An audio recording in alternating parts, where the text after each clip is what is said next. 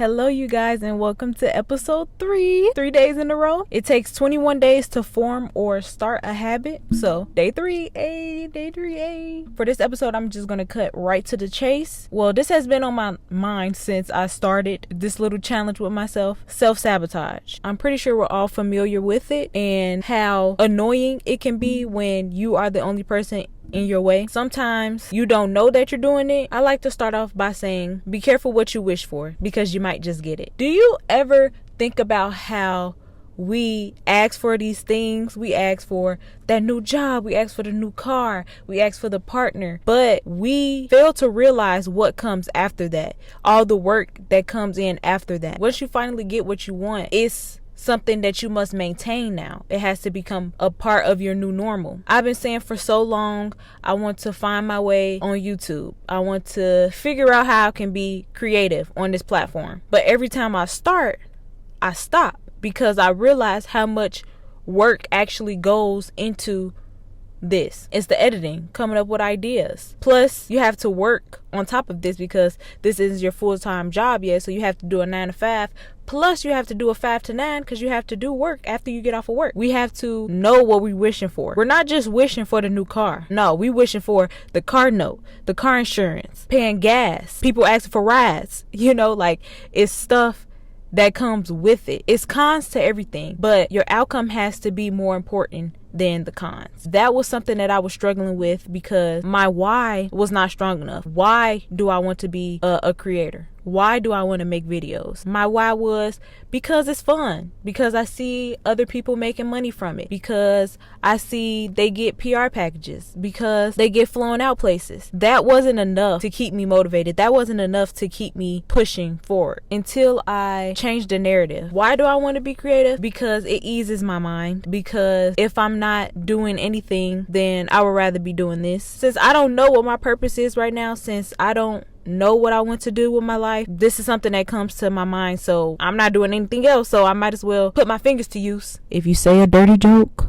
you're my kind of person. But yeah, when you wish for something, it comes with more things than you bargained for at the beginning, and that can make you rethink what you wish for. Like, you start to think, oh, maybe this isn't really what I wanted because I didn't know it was going to come with this. I didn't know it was going to come with that. Oh my God, this is so good because I really needed to hear this because all day today, my TikToks have been flopping. I was starting to think like, dang, maybe I shouldn't be doing this. Maybe this isn't my calling. I literally just started doing this like a week ago. So I'm still learning the algorithm. Of course, some of my videos are going to flop.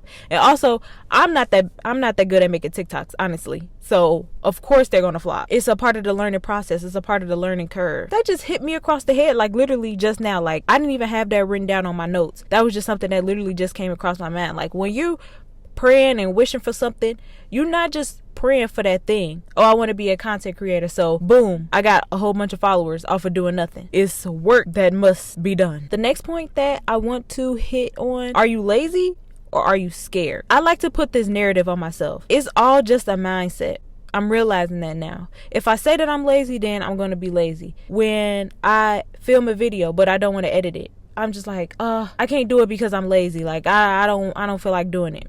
Or is it really because I'm scared that if I put effort towards this thing and then I post it and it doesn't do well, I feel like I wasted my time? I can get myself to do hard things. I got myself to go to the gym for 3 months straight, even with the gym too. Honestly, now that I said that out loud, I haven't been back to the gym because I felt like I hit a plateau. Like, I was staying the same weight. And so I felt like it was no point of me going to the gym because I'm like, nothing's changing really. It's really because I wasn't doing the necessary things to help me reach my goals, i.e. I wasn't dieting, but I wasn't following my meal plan how I was supposed to. A couple weeks before I stopped going to the gym, I was like not going as hard. I was like half doing my exercises, and that could have contributed as well. I'm masking my fear in the form of laziness. This is good.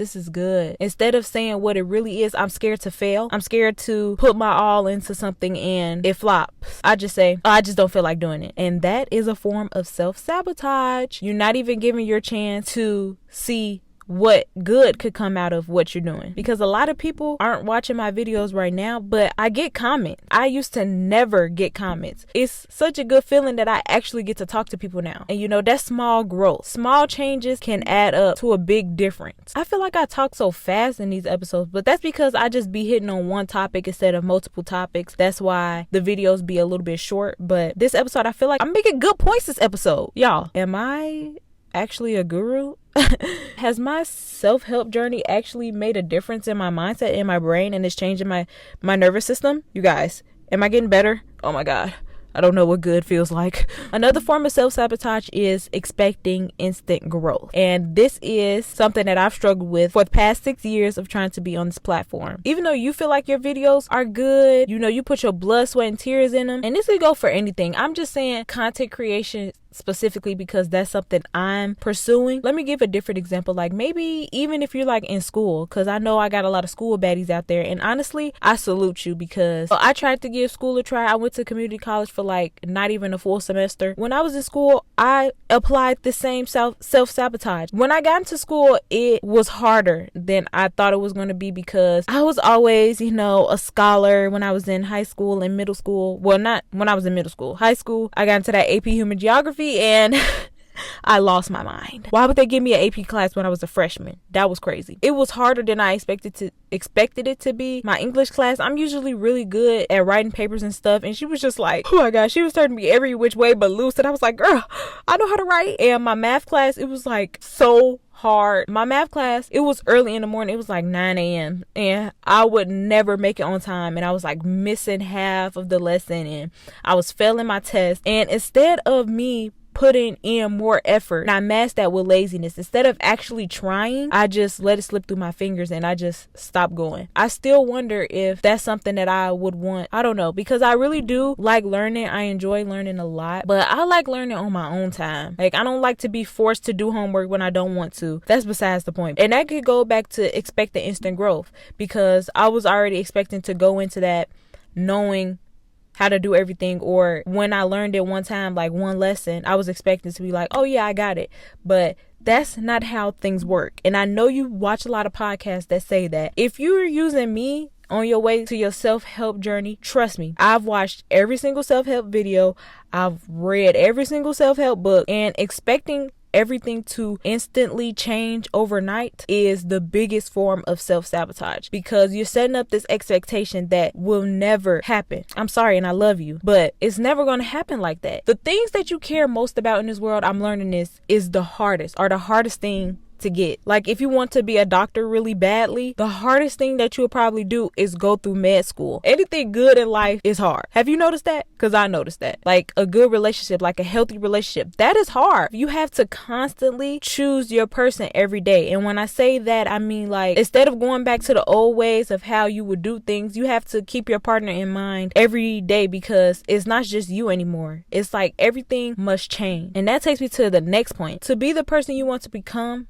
the old version of you must die. She has to die. I know that sounds a little bit melodramatic, but think about it. That lazy version of you, that scared version of you, she has to go away. Well, they have to go away. You are never going to be able to move forward if you keep holding those old behaviors, those old patterns with you to your next level, because it's just going to sabotage what you have in the future or what you're trying to get to. And that is why I have not been able to be consistent, because I'm still trying to keep her. I'm still trying to hold on to her when I don't know why, because she's not benefiting me. She's actually quite literally making my life worse, because she is everything that I don't want to be. But I'm holding on to her because she's comfortable. I know if all else fails, she's going to pick me up when I'm down. They don't pick you up in a good way. They actually don't pick you up. They keep you down. They keep you in the same place. They keep you stagnant. Whoa, I didn't realize I was so passionate about this. But I think it's because I literally been in my head all day. Usually for me, the third or fourth video that I film is when I'm like, I don't know if I could do this. If you really, really want change and you really, really want something, you got to leave them behind. Circling back to what I said earlier, plus this point, if you really, really want something, your why has to be strong enough to get you through the trials and tribulations. Because if you have a superficial why, that's not going to be enough to get you to where you want to go. I said earlier, my why was I need a space where I could be creative, where I could feel like I'm doing something and I'm using my hands. Like, I just need to feel busy. But it's also because I'm tired of living the life that I'm living now, and I can see where my life is headed if I continue the path that I'm on right now. If I continue being the old version of myself, I can see where my life is heading. Like, literally, I be having vivid dreams about it. Not dreams, but like, vivid daydreams about it. I know how I want to help my mom, to help my dad, to help my grandma. I know all these things that I want to do and the feeling states that I want to be in. I cannot do that being the person that I used to be. And it's not even just about content creation. It's also how you react to things, your personality in general. You can self-sabotage relationships. I've been self-sabotaging my relationship with my dad and my grandma. I was scared to open up to them about how I was feeling, about certain things that have happened that I literally been holding on to for years and years and years, that I've never told anybody about. And that was creating this rift between us. I didn't like how our relationship was. And it's still uncomfortable for me right now to express myself and also to accept love. But that's a whole different episode. But I'm just saying it's a bunch of different ways that you can self-sabotage in your life that you probably don't even notice. This is a good epi. This is a good soul. This episode, like, I really felt like I needed to get this out for some reason, because the way this just flowed out of me and the way I was bouncing in and out your face, like, I'm sorry. This episode was a bit aggressive, actually. So I'm sorry about that. That's just a few ways that I've noticed that I've self-sabotaged in my life. Like always, if you have any other comments that you would like to add, just leave them down below. Like I said at the beginning of the video, I love reading comments and I love responding to comments. So I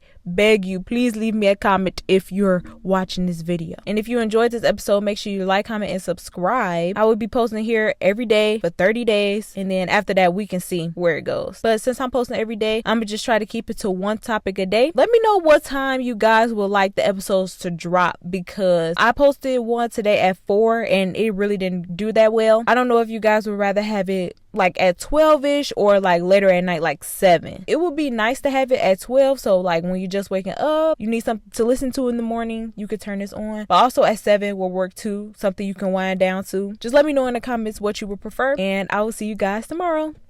Bye.